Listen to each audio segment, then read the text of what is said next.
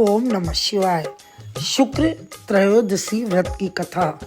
श्री सूत जी बोले, अभिष्ट सिद्धि की कामना यदि हो हृदय विचार, अर्थ धर्म कामादि सुख मिले पदारथ चार। इसकी कथा इस प्रकार है। प्राचीन काल की बात है। एक नगर में 3 मित्र रहते थे। एक राजकुमार, दूसरा ब्राह्मण कुमार और तीसरा धनिक पुत्र। राजकुमार व ब्राह्मण कुमार का विवाह हो चुका था। धनिक पुत्र का भी विवाह हो गया था, किंतु गोना शेष था। एक दिन तीनों मित्र स्त्रियों की चर्चा कर रहे थे। ब्राह्मण कुमार ने स्त्रियों की प्रशंसा करते हुए कहा, नारीहीन घर भूतों का डेरा होता है। धनिक पुत्र ने यह सुना तो तुरंत ही अपनी पत्नी को लाने का निश्चय किया। माता पिता ने उसे समझाया कि अभी शुक्र देवता डूबे हुए हैं, ऐसे में बहू बेटियों को उनके घर से विदा करवा लाना शुभ नहीं होता। किंतु धनिक पुत्र नहीं माना और ससुराल जा पहुंचा। ससुराल में भी उसे रोकने की बहुत कोशिश की गई, मगर उसने जिद नहीं छोड़ी। माता पिता को विवश होकर अपनी कन्या की विदाई करनी पड़ी।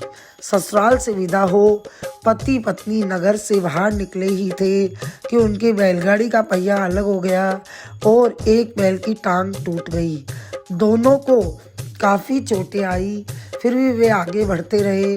कुछ दूर जाने पर उनकी भेंट डाकुओं से हो गई। डाकू धन धान्य लूट ले गए। दोनों रोते पीटते घर पहुंचे। वहां धनिक पुत्र को सांप ने डस लिया। उसके पिता ने वैद्य को बुलाया। वैद्य ने निरीक्षण के बाद घोषणा की कि धनिक पुत्र 3 दिन में मर जाएगा। जब राजकुमार ब्राह्मण को यह समाचार मिला तो वह तुरंत आया। उसने माता पिता को शुक्र प्रदोष व्रत करने का परामर्श दिया और कहा, इसे पत्नी सहित वापस ससुराल भेज दें।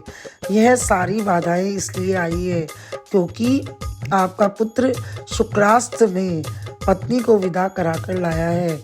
यदि यह वहां पहुंच जाएगा तो बच जाएगा। धनिक को ब्राह्मण कुमार की बात ठीक लगी। उसने वैसा ही किया। ससुराल पहुंचते ही धनिक पुत्र की हालत ठीक हो गई और हालत ठीक होती चली गई और उसकी जान बच गई। शुक्र प्रदोष के माध्यम से सभी घोर संकट कष्ट टल गए। बोलिए शंकर भगवान की जय।